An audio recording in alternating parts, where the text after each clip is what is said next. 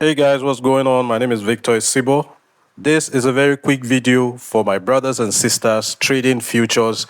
And if they don't like how their trade is going and they are not able to discern and ascertain if their trade is at risk and they are bothered, in this video, I'm going to be sharing with you 4 things you can do about your trade that you don't like how it is going. Okay? There is nothing else anybody can do about an ongoing trade besides these 4 things. All right? Now, it is left to you to decide which one you can do based on if you have the wherewithal, based on your risk tolerance and appetite. You'll make a choice. Now, if you're excited about this video already, please, I need you to subscribe to this YouTube channel and ensure that you turn on the notification bell so that you don't miss valuable information like this. Thank you very much. Thank you very much. Now, you don't like how your trades are going, all right? Option number 1 is to close all the trades. Close all the trades. Now, you must realize that, for instance, if I were to close all my running trades on this account, I have to realize that I will be taking a $216 loss, because that is the current negative P&L on my trades, because I'm using very high risk settings and market is temporarily moving against my trades. So option number 1 is close your trades, but you must realize that this is the amount of money you're going to lose. If you're okay with it, then you will just go ahead and close those trades. And how do you close trades? Tap on a particular trade like this one. There you go. Close all positions. The moment you close all positions, you're going to lose the floating loss existing on your trades.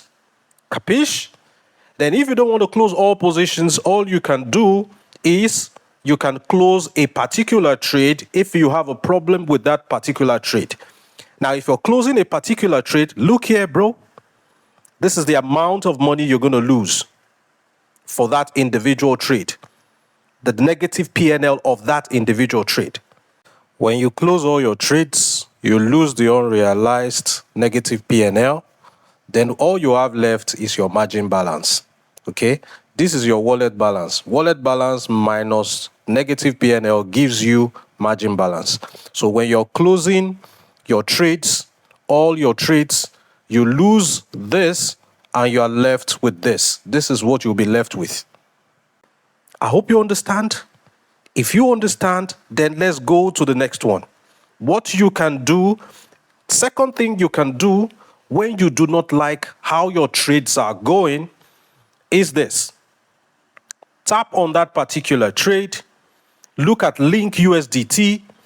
Now, Link USDT, when we started the trade, the price was at $12.01, and it is a short trade. Look at the signal of short, meaning we're predicting that market will go down. Now, we started at where I labeled 1, $12.01. Look at the current mark price where I labeled 2, $13. That's to tell you market went up from $12 to $13.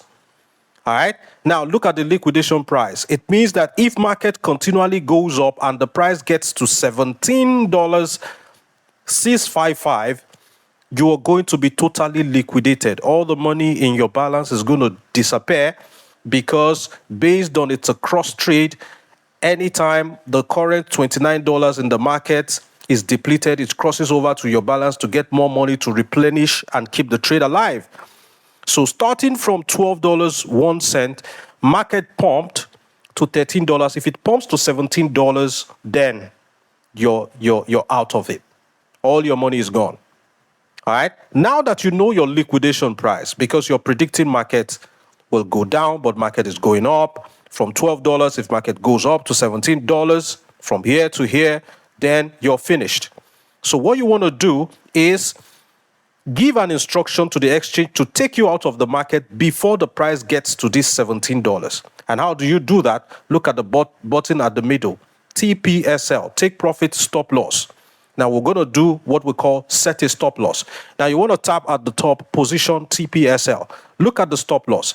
the price that we're going to get liquidated at, as shown earlier, was $17.6. So we want to put our stop loss anywhere before 17.6. We don't want it to get there. All right? So we could say, let's put our stop loss at $16. When it pumps to $16, take me out of the market. Immediately, they're going to tell you how much you're going to lose if you are taken out of the market at this particular price. All right? Then you could say, oh, that's too much money to lose. Now let me push it to $14.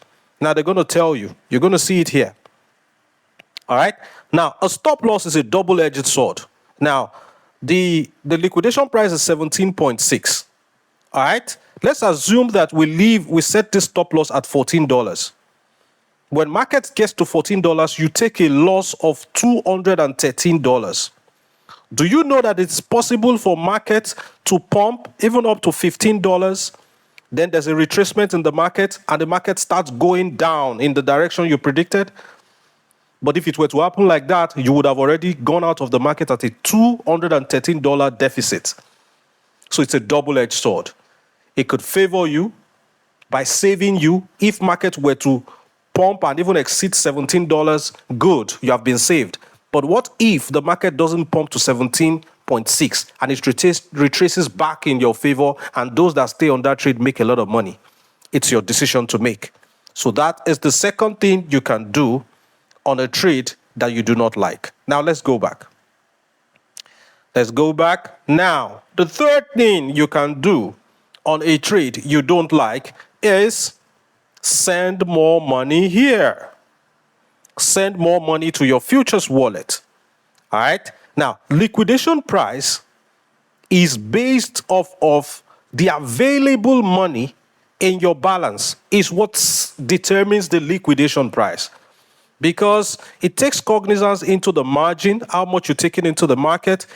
The moment this $29.42 is depleted, because it's a cross trade, it crosses over to get more money from your available liquidity to keep the trade alive. So for liquidation price to be calculated, it takes cognizance of what is available, the number of times these will have to cross over to take more money. Based on how much is available, it determines the price. So what that tells you is that the higher the amount of money you put here, the farther the distance between your mark price and your liquidation price. If, for instance, just for instance, I were to send $1,000 to this place, don't be surprised that this $17 may move up to like $25, giving me more breathing space. All right? So that is the third thing you can do. Okay? If you don't like how your trades are going, you can send more money into your portfolio to postpone the evil day, so I call it. All right? Now, the last thing you can do, which is somewhat similar to the third one, is, for instance, I don't like how this link trade is going. Link short. I am predicting that link is going to short. The price is going to come down. But guess what? The price is going up. Okay? Meaning that those that are predicting that link price will go up, they are currently making money. But I predicted that it will go down, and I'm losing money because market is going up. So what I can do is to create a link long trade. Link long trade. Okay? That is what they call hedging.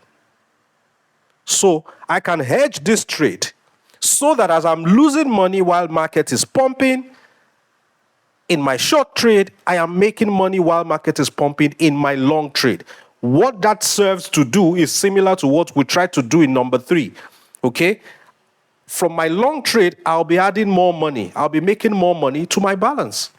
Making more money to my balance. As I'm losing, I am gaining. As I'm losing, I'm gaining, which is creating something like an equilibrium. Making sure that there is liquidity always available for every liquidity that I lose, which is helping to postpone my doomsday and helping to keep me alive in the trade pending when market moves in my favor. All right? So those are the 4 things that you can do to keep your trade alive if you don't like your trade in futures trading. And this is why I prefer futures trading to spot trading, because in spot trading, you are totally at the mercy of the market. The market does to you whatever it likes. There is nothing you can do. There is absolutely nothing you can do. That's why I see spot trading as not the place where you distinguish yourself as a trader. Okay? The men are separated from the boys in futures trading because there are several options and manipulations you can make to show your prowess and your trading skills in the market. My name is Victor Isibo. I hope you enjoyed this video. Share this video with somebody who is having high blood pressure because of their futures trade. They're going to benefit from it. We have one of the best bots in the market. It's not the bot you use, it's the settings you use. We have the killer settings for the U-Trading bot. So if you're looking to enter into U-Trading, send me a DM. If you have an existing account in U-Trading already, you already know the deal. You have to register a new account, then we will help you set it and you'll start making money from it. Thank you very much for watching this video. Till I see you in the next one, I remain Victor Isibo. It's bye for now.